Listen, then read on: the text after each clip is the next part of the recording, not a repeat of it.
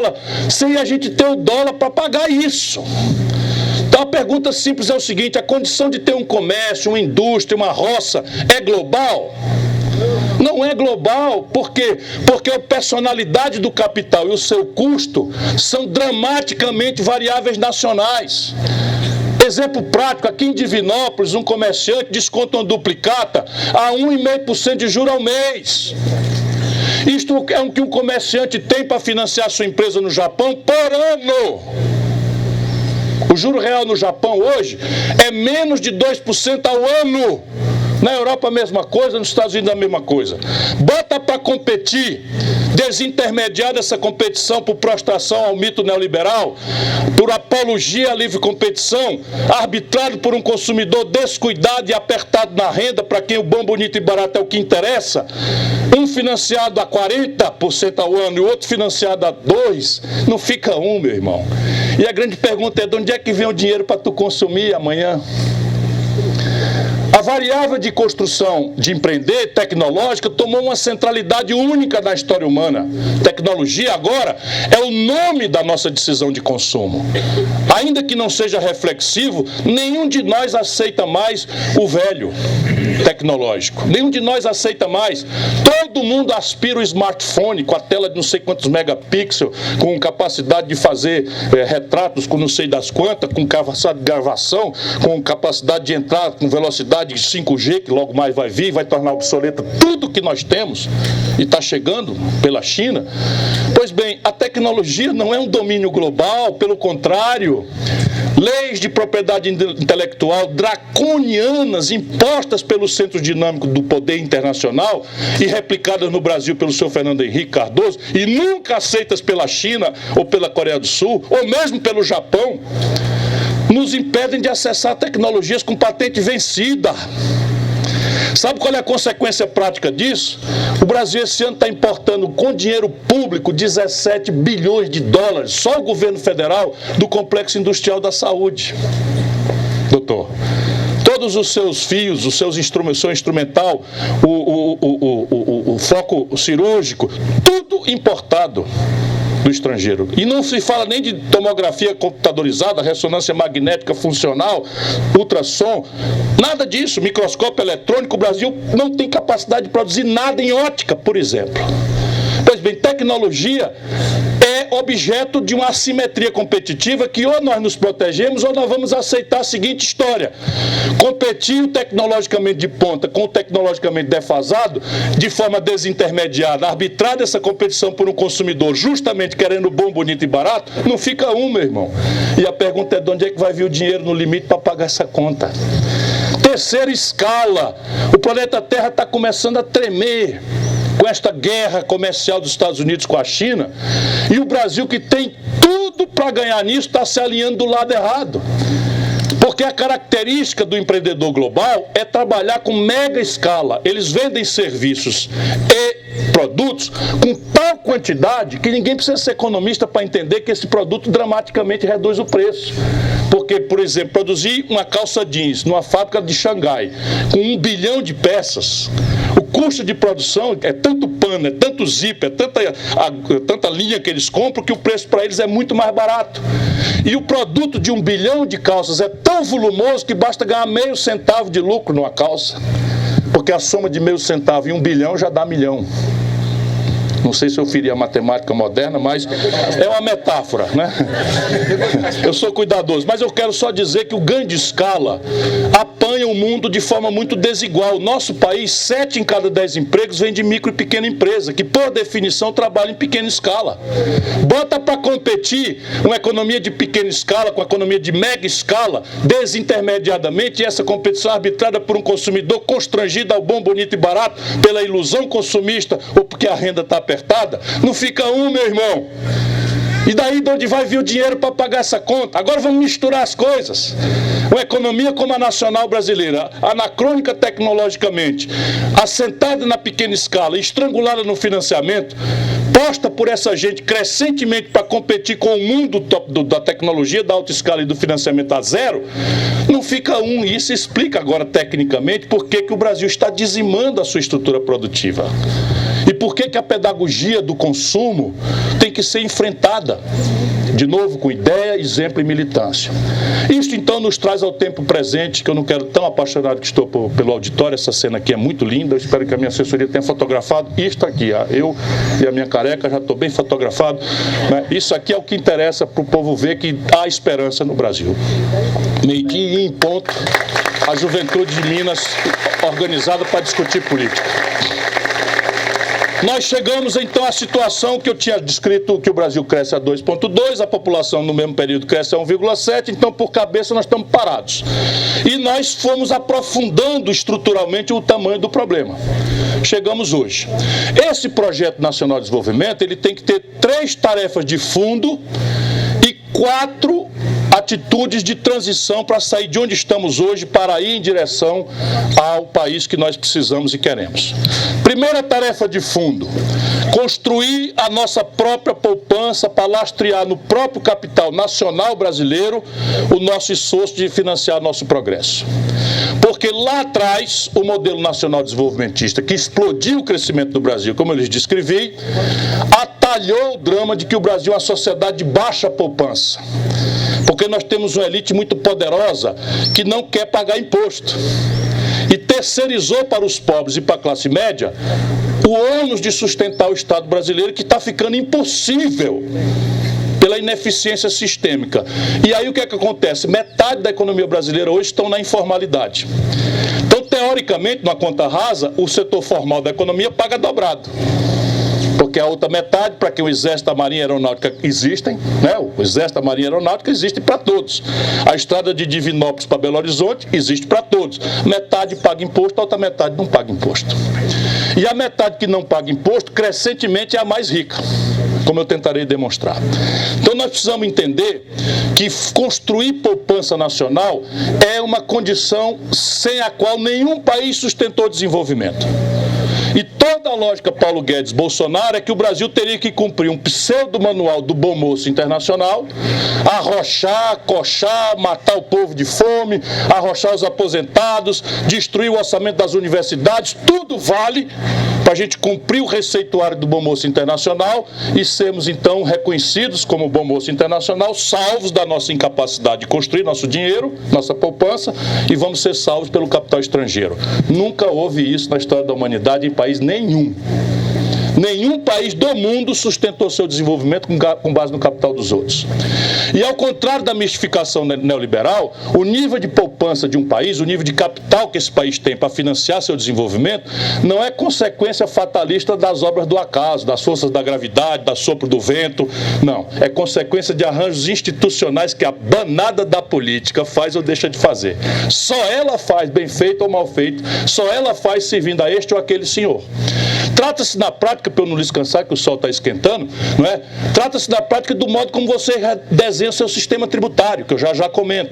Trata-se de como você desenha a sua poupança de longo prazo, o seu acervo previdenciário. Trata-se na prática de como você desenha seu mercado de capitais. Trata-se na prática de como é que o investimento público é guiado, qual o volume dele e para qual rumo esse investimento. Trata-se na prática de qual institucionalidade ordena os fluxos de crédito. Vou dar um exemplo para vocês que é bem recente. No Brasil não existe venture capital. A gente usa até o nome em inglês porque nem sequer o correspondente em português existe. Mas esse é um dinheiro que não é empréstimo. Ele existe em volumosíssimos, crescentes volumes no mundo para financiar a inovação. É o jovem empreendedor com uma ideia nova, que não tem antecedente, portanto ninguém sabe se aquilo vai dar certo ou não, portanto é um empreendimento de alto potencial e alto risco. E esse jovem tem algumas características: ele não tem patrimônio para dar em garantia, ele não tem fiador porque ele é jovem e não tem patrimônio para garantir a retrogarantia do fiador. Então esse capital existe para isso. Ele entra como equity, como a sociedade. Se o empreendimento der certo, ele tem uma participação que mais do que remunera o dinheiro que ele botou. Se micar, micou, e ele vai se remunerar pelo outro projeto que ele financiou. Assim nasceu o Yahoo, o Google, a Microsoft, a Apple, só para dar clareza para vocês aqui. Assim nasceu todas essas inovações. No Brasil, Bill Gates hoje era motorista de Uber. Porque é o que resta. O emprego que está se produzindo no Brasil é motorista de Uber, é motoqueiro para levar ganhando R$5 a comida do iFood ou dos outros coisas, morrendo aí nas grandes cidades, né, atropelado, para ganhar R$5 por corrida. Pois bem, esta questão de formação bruta de capital, o Brasil tem condição de fazer. A segunda é, pouco importa a institucionalidade, jamais prosperou a nação que por detrás dessa sustentável prosperidade, progresso civilizatório, você não encontre clara, não interessa a retórica, a propaganda, a mistificação, o desenho institucional é coisa de cada um. Mas na prática você puxa, tira a radiografia, lá está. Um Estado forte, um empresariado convergente com esse Estado forte, da dinâmica escolhida para desenvolver o país, e uma academia, olha a centralidade do pensamento acadêmico, e uma academia imediatamente responsável pelas soluções inteligentes demandadas pelo projeto estratégico de desenvolvimento. O Brasil sai de um dirigismo estatista que se desmoralizou pela corrupção generalizada, pelo patrimonialismo, etc, etc. E como quem vê a vaca infestada de carrapato, nós resolvemos agora adotar uma solução mágica. Vamos matar a vaca para acabar com o carrapato. E o que eles vão fazer aí? Retalhando a Petrobras, entregando a Embraer para os estrangeiros, e veja que a Embraer é privada. Eu não tenho interdição mental na minha compreensão estratégica do Brasil. E, por fim, só prospera a nação, essas são as 3 tarefas de fundo: organizar a poupança, para dizer de onde vem o dinheiro, coordenar estrategicamente o empresariado e a universidade em direção a um projeto pensado, pactuado, consensado, politicamente hegemonizado, porque nós somos democratas, não queremos a experiência totalitária da China, nem autoritária, né, da Coreia do Sul. Isso dá um pouquinho mais de trabalho, mas é perfeitamente praticável em ambiente democrático. E, por fim, investimento em gente. Não existe economia complexa sem ciência e tecnologia. Não existe ciência, tecnologia e inovação sem educação e cultura. Sabe, se não houver uma aposta como os ingleses fizeram no século XIII, os ingleses fizeram no século XIII, os franceses no século XIV, os os norte-americanos já no século XVII tinham as suas universidades. A Coreia do Sul é outro episódio mais recente. Há 30 anos atrás, a Coreia do Sul, 40 anos atrás, não sabia fazer um carro. Fez uma aposta em ciência e tecnologia, começou com uma atitude meio clandestina de violentar a propriedade intelectual e copia-cola, não é, com engenharia reversa, e hoje é uma potência em microeletrônica. A China não era nada, como eu disse, no ano 80, e hoje a Huawei provavelmente está ganhando a corrida pelo domínio da tecnologia 5G, que vai ser uma revolução nos costumes e relacionamentos da humanidade. Para chegar neste ideal de uma nação com alto nível de poupança, coordenados os seus empresários com o Estado empoderado e uma universidade, não é, produzindo a usinada a quente, aceleradamente empoderada e estimulada, e não como está hoje, deprimida e amedrontada, a resposta técnico-científica, e uma população capaz de não ser presa fácil de fake news, de mamadeira de piroca, de coisas que infernizam a vida do país ou que reduzem nosso drama a um culto à personalidade, mesmo de pessoas queridas e tal, mas aqui a questão é bem outra. Para ir até lá, nós temos que entender o hoje. Desculpe lhes cansar, serei telegráfico, porque a careca dele não aguenta mais o sol. Já eu, muito cabeludo, aguento bastante bem. O Brasil hoje precisa resolver 4 motores enguiçados, sem o que nós não retomaremos o desenvolvimento. Nenhum deles está sendo considerado pela visão estratégica que nos governou ao longo dos últimos 15 anos. Primeiro, o colapso do consumo das famílias. Quando o país cresce, 60% da causa bastante dos crescimentos que o Brasil experimentou no passado se deve ao consumo das famílias. Ninguém precisa elaborar muito complexamente. Se as famílias consomem, o comércio vende. Se o comércio vende, emprega gente e encomenda da indústria. Se a indústria vende, emprega gente e compra da matéria-prima. Se a matéria-prima vende, quem trabalha na matéria-prima vende. E a traquitana gira positivamente. Então, 60% dos episódios de crescimento econômico do Brasil, mesmo esses pífios 2% dos anos 80 para cá, em média, são puxados pelo consumo das famílias. E consumo das famílias é uma variável de emprego, salário e crédito. Emprego, já descrevi para vocês, a pior tragédia. E os empregos que estão se criando para tornar falaciosas as nossas estatísticas são a uberização da economia. de baixíssimo salário, de precaríssima contribuição pública para a Previdência ou para o setor público via tributação. Então, emprego, 14 milhões de desempregados, 32 milhões na informalidade. Renda, como consequência dessa depressão, em queda profunda. E o crédito, por onde nós podemos reverter esse quadro, 63 milhões e 500 mil brasileiros com o nome no SPC. Eu estudei com muito cuidado e com a minha responsabilidade, eu sou ex-ministro da Fazenda, ex-governador, ex-prefeito, eu nunca andei mentindo, fazendo demagogia para ganhar eleição e sair desmoralizado. Eu fui o mais popular em todos esses episódios na porta de saída, não é na de entrada. Eu estudei e é moleza. Por quê? Porque isto aí é o mecanismo da nova escravidão. Essa dívida média hoje é de R$ 2.400.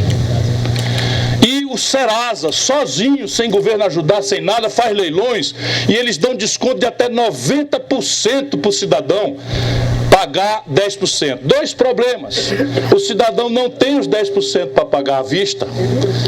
E este crédito, esse desconto de 90%, é uma grande canalice, porque o crescimento exorbitante se dá porque ele não tem assistência, nem educação financeira, ele não sabe os abusos que tem de juros sobre juros, de multa, de correção monetária, de juros sobre multa, juros sobre correção monetária. Só para vocês terem uma ideia, quando eu assumi a Prefeitura de Fortaleza, eu percebi essa molecagem do Banco do Brasil com a Prefeitura de Fortaleza. Ganhador de dinheiro é um negócio absurdamente necessário que se fiscalize, porque senão o garçom bota a data na soma da conta. Entenderam bem? Vocês que vão para o boteco? Presta atenção quando for conferir a conta, às vezes o cara bota a data e soma tudo. Se você está bêbado, o que é muito comum no fim da jornada, na hora de pagar a conta, você não vê. Se você vê, ele diz, rapaz, foi um erro, eu botei a data, e é perfeitamente excusável. Pois o Banco do Brasil estava cobrando na época 130 milhões de reais ilegais da Prefeitura de Fortaleza. Por isso, auditar a dívida brasileira é um imperativo, não é para dar calote em ninguém.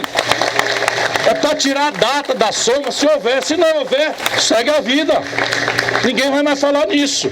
Agora, veja bem, qualquer um de nós tem que olhar a conta no boteco e a conta que está levando 51% do orçamento do país, a gente não pode conferir. Quem tem medo de auditoria, aí tem. Não é simples de entender? Eu, por exemplo, não acho que político com mandato tem direito a sigilo bancário e fiscal. Desculpe, eu penso isso. Não sei. Para que ter sigilo? Eu faço uma opção por vida pública e a mulher de César em Roma não basta ser virtuosa, tem que parecer ser também, especialmente nesses tempos de negação da linguagem da democracia, que é a política. Portanto, você tem que resolver a equação do consumo das famílias, começando pela descompressão do crédito colapsado, que não será feita pelo mercado, por essas razões.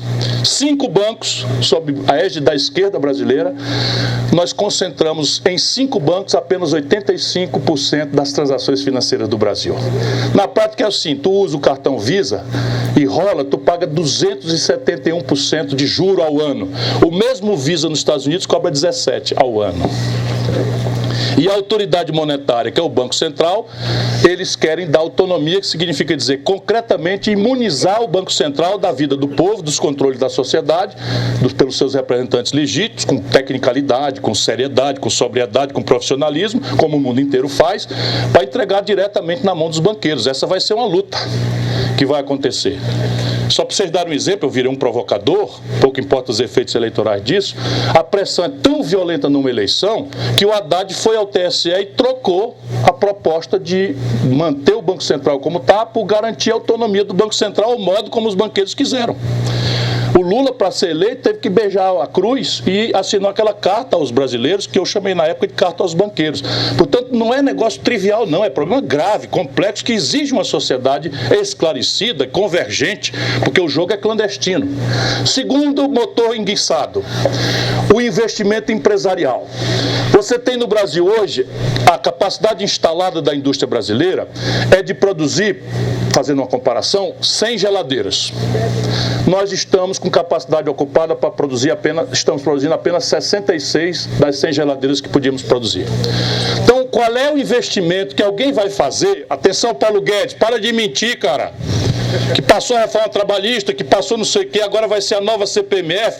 A pergunta simples é, se eu tenho capacidade de produzir 100, só estou produzindo 66, por que eu vou abrir uma fábrica nova capaz de produzir mais 50?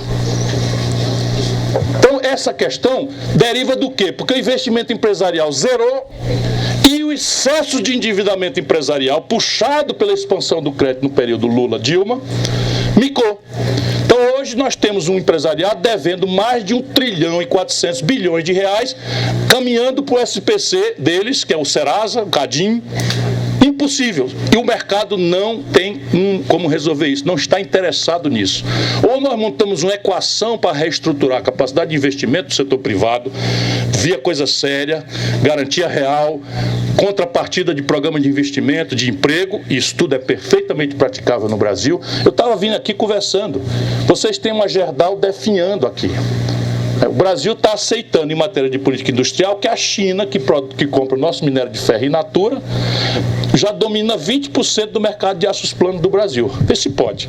O minério de ferro sai pesado pra cacete, de trem pro porto, do porto atravessa o mundo, vai para a China, processa um semi-elaborado, não tem nenhuma sofisticação, um semi-elaborado, que é o aço plano, bota no navio de novo, traz de volta e domina 1/5 do mercado brasileiro. Se nós não tivermos uma política compreensiva disso, tem a ver com taxa de câmbio, tem a ver com uma série de questões que a política tem que discutir, porque está tudo no toco, está lá porque alguém botou. Né? Então, repare, tem que fazer uma questão para isso. Depois, o Brasil tem um problema grave. Todos os ciclos de expansão da economia são puxados por aquele consumo. O consumo, quando a gente cresce 2%, explode. A base produtiva está sendo erodida todo dia, cronicamente, há 40 anos, desde os anos 80 para cá, de maneira que a diferença entre o consumo que explode e a produção definhante brasileira é buscada na importação. Então, cresceu 2%, o Brasil importa um volume tal de produtos manufaturados que o buraco na conta é de mais de 150 bilhões de dólares no último ano com a Dilma, que nós crescemos 2%. Então, cresceu 2%, apresenta-se um buraco de 2 bilhões de dólares, de 150 bilhões de dólares. Se as commodities estão com preço baixo, como é da natureza delas, elas oscilam ciclicamente, o Brasil quebra. Como é que o país quebra? Desvaloriza a moeda em comparação com o dólar. Então, quando o Bolsonaro assumiu, no auge da confusão do ano 18, o dólar estava a 3,80. Hoje está em 4 e fração. Por quê? Toda a austeridade, toda a conversa fiada, a promessa de coisa, o Brasil está perdendo capital, 9 bilhões de dólares fugiram da Bolsa, porque eles não aceitam a propaganda enganosa que nos mistifica. Eles estão vendo números. E o Brasil, deprimido como está, o buraco na conta externa está crescendo, e essas confusões do Bolsonaro vão fechar portas para o agronegócio brasileiro, e nós vamos perder mercado e vamos perder dólar. Se a gente tem muito dólar para pagar e pouco dólar para honrar o pagamento, o que acontece com o preço do dólar em real? Precisa ser grande economista? Sobe. Se sobe, mexe nos preços. Porque sabe como é, o militante que me acompanha já não aguenta mais eu ouvir falar. A gente não compra dólar, o povão não compra dólar, mas come pão.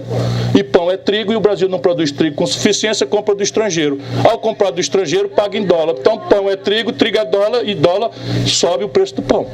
A gente não compra dólar, mas anda de ônibus. O Brasil tem a seguinte genial política que começa com a Dilma, se agrava com o Michel Temer, agora se aprofunda criminosamente com o Bolsonaro. Nós estamos parados, 1/3 das refinarias brasileiras, da Petrobras, estão parados, demitidas as pessoas. Duque de Caxias está tendo notícia de que estão enferrujando o equipamento caríssimo, sofisticado. 1/3 está parado e o Brasil esse ano vai importar quase 300 milhões de barris de gasolina, óleo diesel, que são semi-elaborados, que o Brasil sabe fazer e cujo insumo básico é petróleo que está sobrando para nós. Veja que inteligente, o Brasil exporta petróleo bruto barato e importa gasolina cara em dólar. 80% disso da onde? Dos Estados Unidos. Quem é o embaixador nomeado? O filho do cara, um policial de 35 anos, completamente despreparado. Para quê? Aí tem, meu irmão. Como é que se explica parar 30% das refinarias e 80% de importação da gasolina em dólar dos Estados Unidos? Qual é a explicação? Não tem nenhuma xenofobia nisso, não tem nenhuma...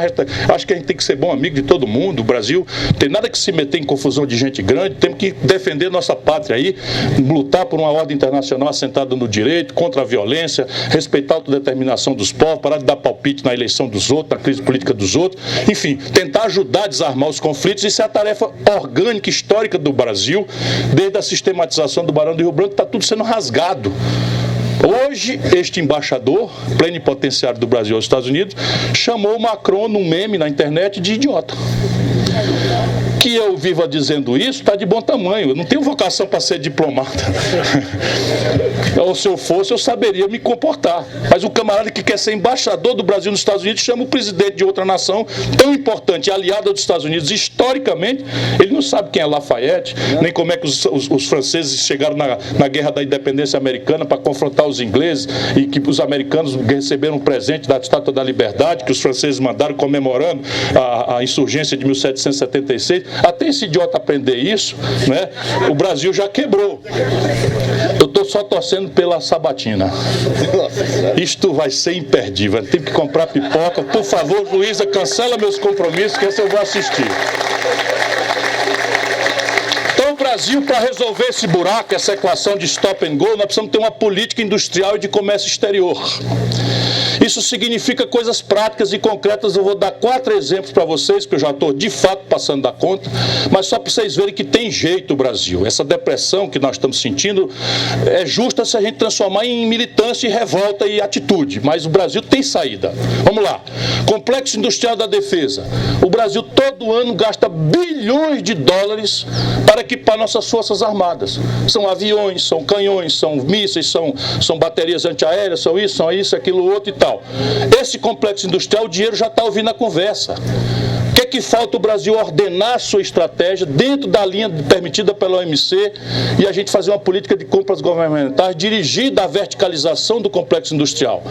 O Brasil é tão estúpido que no governo Dilma a China ganhou a concorrência para fornecer os uniformes do Exército Brasileiro. O rudimento tecnológico básico, que é costurar um uniforme, nós perdemos capacidade por aquelas assimetrias, né, de financiamento, escala e tecnologia. Nós cancelamos essa concorrência, não sei o que aconteceu depois, mas agora esses canalhas, desculpe, não há outra palavra neste momento, esses canalhas integraram a joia, o cérebro desse complexo industrial potencial extraordinário do Brasil, que era a Embraer, para a Boeing. Sabe pelo valor? O valor que a Natura pagou para comprar a Avon. Ou quase o valor que uma multinacional comprou até o Copacabana no Palácio do Rio de Janeiro. Vocês acreditam nisso? Só o KC-390, uma joia desenvolvida pela engenharia brasileira, que é um supercargueiro, tem um mercado cativo na fila, já explícito, de 20 bilhões de dólares. Portugal agora pagou 3 bilhões e meio de dólares, quase o valor, 3 bilhões e meio de reais, quase o valor da venda, para comprar 5 KC-390, esse supercargueiro. O caça Gripen é uma joia que transferiu, é a única história do capitalismo, 100% do pacote tecnológico a Suécia transferiu por eleger o Brasil um parceiro estratégico global e fazer daqui uma plataforma global que a Suécia acanhadinha e amarrada nas questões da Europa não tinha. Eles entregaram esse tesouro. Isso obedece a um cérebro. Né? Segundo complexo industrial, já mencionei, saúde, 17 bilhões de dólares, estão ouvindo a conversa. Esse ano o governo federal brasileiro vai pagar ao estrangeiro por próteses, fármacos, químicos, apetrechos de diagnóstico médico, 17 bilhões de dólares. Que você tem 80% disso patente vencida, você monta no Vale do Jequitinhonha ou Mucuri, no norte de Minas, que eu conheço bem porque é o lado mais pobre de Minas Gerais, você monta um Instituto Federal de Engenharia Reversa, copia, sem violentar nenhuma propriedade intelectual, e a compra governamental dirige, e você faz uma incubadora de empresa e pega pequenos empreendedores da Universidade de Montes Claros, etc., e transforma em empresário. Funda uma nova burguesia nacional preocupada em produzir e não em especular. Complexo industrial do agronegócio. É inacreditável. O Brasil tem agricultura e pecuárias mais agressivamente competitivas do mundo e importa do estrangeiro metade dos seus custos de produção. Praticamente não tem nenhuma relevância o mercado nacional de fertilizante. Vê se pode. Nós temos a Petrobras, nós temos fosfato, como nenhum país do mundo tem, nós temos todos os insumos na geografia física brasileira e estamos praticamente importando do estrangeiro 100% do fertilizante que usamos. Esta gente licenciou 290 novos agrotóxicos em 6 meses. 82 desses agrotóxicos são banidos na Europa e nos Estados Unidos. E eles autorizaram multinacionais europeias e norte-americanas a produzir no Brasil, quando a gente pode fazer uma nova geração de defensivo agrícola, de base biotecnológica, sem efeitos colaterais mais graves. Está tudo pronto no pensamento acadêmico brasileiro e os governos não prestam atenção nisso. Por fim, o complexo industrial do agronegócio, defesa, saúde, tem mais um.